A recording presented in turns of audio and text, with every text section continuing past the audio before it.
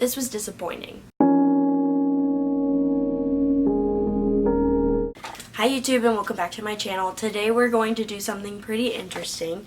I started this channel because I wanted to expand my reading and kind of give my reading a purpose, if that makes sense. So I decided that I wanted to do a couple challenges, of which I've mentioned before. Reading the top rated books on my Goodreads TBR, the lowest rated, and then I have another video that I'm coming out with pretty soon about books that Goodreads has specifically recommended for me. But I decided I wanted to do a series where I read genres that were outside my comfort zone. Books I like are contemporary, young adult romance. I like books about books. I like books about bookshops. But I don't read a lot of really specific genres. I don't read thrillers. I don't really read mysteries. The only graphic novels I've read have been memoir graphic novels. I tend to stick into very specific genres, and I did this channel because I wanted to step out of my comfort zone and read books that were not normally what I would pick up. So this is the first part of that series where I read 5 books that are out of my comfort zone. And the first genre that I picked was science fiction. I have no experience with science fiction. I couldn't even tell you a book that I've read and liked that was science fiction. I'm not really into that kind of genre, so this was really what I wanted to start with. I also, some of the other genres that I've decided I wanted to read, thrillers. I don't read thrillers or horror books because I think they're scary and I'm a wimp. Fantasy books, I really dislike series, which I found a lot with the science fiction novels, that there are a lot of series. I don't like series because I want the story now. I don't want to have to read 8 books to get to it. But I'm not really into fantasy. I'm not really into world building. But that's gonna be something that I read. Historical fiction, I've read a little bit, but not a lot, so I would like to dive deep into that. And actually, I've never read a lot of LGBTQ plus books, and I really would like to read some books that have great representation in it. It's not that I've not gone for those books because of that reason. I just haven't read a lot of them, so I really would like to get into them. If you have any recommendations for any of those genres that I just listed out, and I'm going to do a lot more, please put them down in the comments. I would love to hear your recommendations. But today we're going to start with science fiction. I read 5 science fiction novels in the month of September, and it was difficult. The books goes as follows: a 5-star, a 4-star, a 3-star, and 2 DNFs, so 1 stars. So I kind of got a range of books. Basically what I did for these, when I did the genres, I did already pick 5 books, but of course I'm always taking recommendations. What I did is I went to Goodreads lists and I typed in top science fiction novels, and I took, the 5 that seemed pretty different. They all had a different range of things happening in them. One's about robots, one's about time travel, one's about aliens, and the other one's about androids, which is like robots. I actually got a recommendation from my boyfriend. He said this is one of his favorite books, and so I picked it up, and it was fine. We'll see how it goes. So I'm going to introduce you to those 5 books, so let's get into the video. Okay, the first book that I started reading, and I listened to it on audiobook, and I read it kind of the entire time that I was reading the other books because it is very long and it's a lot of words and it's just really drawn out. I read 20,000 Leagues Under the Sea by Jules Verne. This was the recommendation of my boyfriend. He said this is one of his favorite books. So I went into this book with a lot of expectations, which was the wrong thing to do, and there will be spoilers ahead. I don't know if it's real spoilers, but mild spoilers ahead for probably all of these books, so please, if you want to read any of these books, then just be careful. I went into this book with a lot of expectations, and that was a bad idea, but I listened to it on audiobook on YouTube because it is so old. It was published in like 1867 and the copyright has run out on it, so they published the audiobook on YouTube. So I got to read it for free on YouTube. And the picture on the YouTube video was of a sea monster. And so I went into this thinking 20,000 Leagues Under the Sea, they're going to meet this sea monster. It's going to be this great thing, and I'm really excited. Okay, so about the first 7 chapters, we're sitting there and we're listening, and yeah, they're looking for a freaking sea monster. Like, there's no way this could be this big, you know, and it follows, I don't even know the characters' names. It follows, Professor Aronnax, who is a marine biologist, and he has been put on the Abraham Lincoln to find this sea monster that has been attacking ships. And basically what happens is the first 7 chapters are him, his butler, his sidekick, his person, Conseil, and a harpooner that he meets on the Abraham Lincoln, Ned Land, and they are on this boat to try to find this sea monster that's been attacking boats throughout the lands. And then their ship gets attacked, and he ends up in the ocean, and he thinks he's going to drown, and then he's on this floating island. So for the first 7 chapters, we're thinking it's a sea monster, and then it ends up being a submarine. To me, that wasn't very, like, I wanted something more mystical, I guess, and I wanted it to be a sea monster, and it was a submarine. So I was already like, are you kidding me? Like, I've spent an hour and a half of my life listening to this audiobook already, and it's not a sea monster. So I'm like, okay.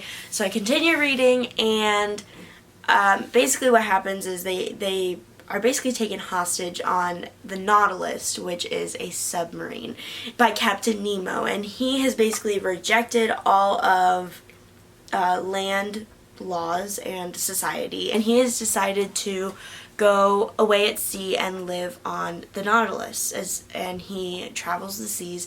And this thing, the submarine, is huge, so it was easily mistaken for a sea monster. Professor Aronnax really isn't that upset to be taken hostage because he is seeing all these wondrous things that he doesn't get to see. So I said my gripes to my boyfriend. I was like, are you kidding me? I've waited for this freaking sea monster, and then it's no sea monster. And he said, well, the point of it being such a prolific science fiction novel is because it was published in 1867, and this kind of machinery was not invented yet, so this was like a big deal, and I completely understand that. It's just, I was expecting a sea monster, and then I didn't get a sea monster, and they just go into too much detail for me. It's too wordy. If you like the Lord of the Rings books, and you like all that detail, you'll love this book, because it's very similar in my opinion, and it was okay. I gave it 3 stars. I thought it was fine. Like I said, if you like the words and you like all the language, then you'll like this book. I wanted plot. I wanted a sea monster. I was thinking like Kraken, big squid. Like, I wanted something more than a submarine. But if you put it in its time period, it was prolific, and it is really one of the first science fiction novels. So I completely understand it for that. It just wasn't for me. The next book I read was I, Robot by Isaac Asimov, and this book was actually really good. It kind of surprised me. I gave this book 4 stars. This book is a short story collection done by Isaac Asimov about robots. The story starts with Susan Calvin, who is one of the leading robot psychologists in the field. The book starts out as Susan Calvin is being interviewed. She's 75 years old at the beginning of the book, and she's basically recalling stories from her career and robot stories that she's heard along the way, and it creates this collection of stories about robots. So the movie, I found out because I kept reading this book thinking, what specific story is the movie based on? And the answer is none of them. Basically what happens is the director or the writer or the whoever, the person in charge of the iRobot movie with Will Smith, he takes this world that Isaac has built inside here. So the character Susan Calvin is obviously in the movie. Alfred Landing is in the movie, and what he does is he takes these characters and this world, the three laws specifically, and he makes a story out of it. There is no Will Smith character in the book. There is no like specific revolution in the book. This book was actually really good. I gave it 4 stars. I thought it was really entertaining. I liked the stories. It basically starts off from the beginning of robots. So the first robots were made to be nursemaids, so babysitters for children, nannies for children. And so it was really great. I actually really enjoyed it. This is technically like book 0.5, so it's supposed to be like the prequel to like the Foundation series. So there's like a whole series after this. I'm not gonna read those. Overall, I really enjoyed this book. I thought it was really good, and I really enjoyed the movie. I didn't think I would like the movie, but I really liked it. So definitely would recommend this book if you're into robots. Definitely a good one to start. It kind of gives you a basis of like for other robot books, in my opinion, because you learn the 3 laws, and of course it's only, you know, for here, but I really enjoyed it. I liked it. The next book I read was A Wrinkle in Time by Madeline. This book has a movie which I need to watch. I need to watch that movie because this book was freaking fantastic. Like, I love this book so much, and I really didn't expect to like it so much. It's about these 3 children, Calvin, Meg, and Charles Wallace. Meg and Charles Wallace are siblings, and they actually have 2 other siblings. And Calvin is some kid they meet on their way to kind of discover this strange thing that's happening at this house. It's kind of hard to describe the plot of this book. I wouldn't say that it's time travel. It's kind of dimension travel. Meg and Charles Wallace's parents are scientists, and they're working on this like time dimension travel kind of thing, and basically their father goes away and they don't know why, and they find out why because he was working on this thing, and they're called wrinkles, which it makes sense, a wrinkle in time. So they're trying, he kind of went into a wrinkle and he got stuck. And so they are approached by these 3 women who I think they're kind of like witches, so I don't know how science fiction or how fantasy this is, but when I looked up this, it said science fiction on the genre, so we're going with it. But these 3 women, Mrs. Who, Mrs. What, and Mrs. Witch, though they help them get to the dimension that their father is in to save him, and apparently only these 3 children can save them. They can't, and they figure out why. It was really good. The character development in this book was fantastic. I was totally attached to the characters. I really was rooting for them, and I like plot, but like characters are a big thing for me too, and I just really enjoyed this book. I don't know, I just really enjoyed this book, and it tells you a couple of things in the front of the book. She's written many books. She's written 15 books at least, and it kind of gives you the storyline of which characters are in which book, which is good for me because I really enjoyed the Calvin, Meg, and Charles Wallace book characters, so I needed to know like what I want to read more about them.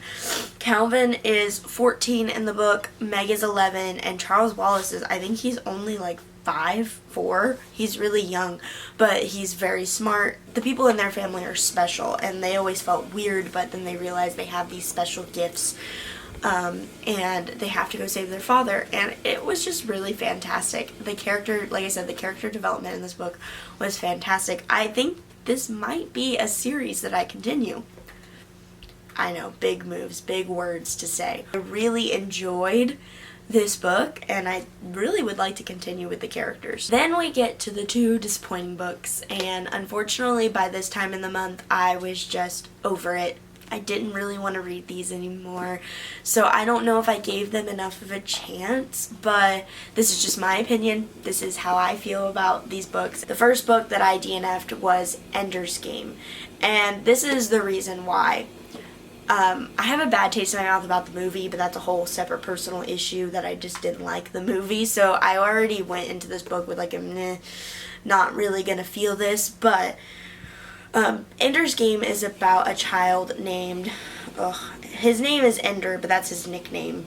Basically what happens is they In this world, they're only allowed to have 2 children, and the government tells this family that they should have 3 children because the first 2 children were supposed to be special, and they weren't. And so now they're supposed to go have a 3rd child, and it's really relying on him. If he's not special, then they're living with this, like, greed, because they're not technically supposed to have 3 children, even though the government tells them to. Moving on. So basically, Ender is 6 in this book, and I know in the movie he's older, because this is ridiculous for a 6-year-old to have to endure. And he's monitored for years. He's monitored for years by the government to see if he's special, and then they take the monitor out, and Ender thinks like he's been rejected just like his brother and sister, but really he has been chosen. And so he is set to go up into space and to go to space, to school, to battle school, to fight. And you're supposed to fight these aliens that have attacked the Earth, and I'm not really sure. The language in this book is insane. I hated it. First of all, in the first couple of chapters, we get to meet Ender's brother, who is the middle child, so he was just rejected, and he's a freaking psychopath, okay? And he just talks about, like, murdering his siblings, chopping their body parts into pieces, and I'm just like, what? What are we doing? And then there's another line in there that just kind of gets my feminism brain. I'll find it.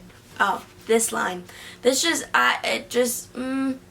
know, so they're talking about, like, what battle school is like, and the government official is trying to persuade Andrew to go, and he goes, all boys, question mark? A few girls, they don't often pass the test to get in. Too many centuries of evolution are working against them. Okay.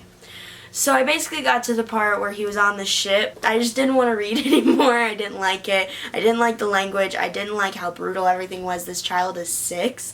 He's an infant. He should not be going into battle school. Like, what? And I haven't, like I said, I barely watched the movie. And so I probably didn't give it enough a chance. I didn't even say the author. Ender's Game is by Orson Scott Card. I'm sorry. Like I said, the next book that I read is Do Androids Dream of Electric Sheep by Philip K. Dick. This book and its series inspired the Blade Runner movies with Harrison Ford. Oh my god. So I've never seen Blade Runner, but I wanted to read this book. This was another language thing for me. I just really didn't like the way the writing. I just didn't like the writing in this book. This is about a futuristic world where this dust has kind of come upon the Earth, and everybody from Earth is immigrated to Mars, which is kind of cool because, you know, we're exploring things on Mars, so it's kind of interesting to see. It is in the year, like, I think 2019 or 2020 is the first dust landing, which is, you know, next year, so that's interesting to think about. But basically what happens is this guy stays on Earth, and he is a bounty hunter. The premise is he's a bounty hunter for rogue androids, and he has to go find them and destroy them. However, the androids look just like people, so how is he supposed to recognize an android versus a person? What I didn't like is the writing in this book, like stuff like this. He wondered then if the others who had remained on Earth experienced the void this way, or was it peculiar to his peculiar biological identity, a freak generated by his inept sensory apparatus? Interesting question, Isidore thought. There's lots of thinking in this book, and just the first couple chapters. I really only gave it like an hour. I listened to it on audiobook, I got it on Audible, and I pretty much only gave it an hour, and I just didn't like it. It was just a lot of thoughts. It was a lot of existential crisis thoughts, like what am I here for thoughts, and I really just wanted to get into the plot, and it took forever to get into the plot, and I really just didn't like it. The electric sheep part, because I was confused about that. Basically, because of this dust, it's very rare to have farm animals, horses, sheep, cows, And so if you have a farm animal, a live one, it's a status symbol. You're rich, you are better than everybody else. However, they have fake ones that you can purchase if you don't have a real one to, like, you know, put you up there so you'd be like middle class. So he has an electric sheep that he keeps, but he really wants a farm animal. And to me, I was just like, huh. So I DNF'd it, and I probably should have given it a better chance. Please let me know in the comments if you thought Ender's Game or Do Androids Dream of Electric Sheep was worth me giving it another shot, and I will, but I really just didn't like the language in here. I didn't like the writing, so I DNF'd this one as well. Okay, and that was the 5 books, the 5 science fiction books I read for this month's challenge, and I really liked the challenge because it got me out of my comfort zone, and I like doing that because I don't really know my very specific reading taste and what I do and what I don't like about books yet, like very specific, but I really enjoyed the challenge. And like I said, I found a couple books that I really liked out of those 5, so I'm really excited to do the next month's challenge. If you like this video, please make sure to give it a thumbs up and post any questions or concerns in the comments down below. Please make sure to subscribe down below, and I will see you guys next time. Thanks. Bye. Books I like are contemporary, young adult romance. Fucking cat. Book. No. DNF'd. I don't know. I don't want to read I don't want to read books that I don't like. So, which is the point of this whole freaking video.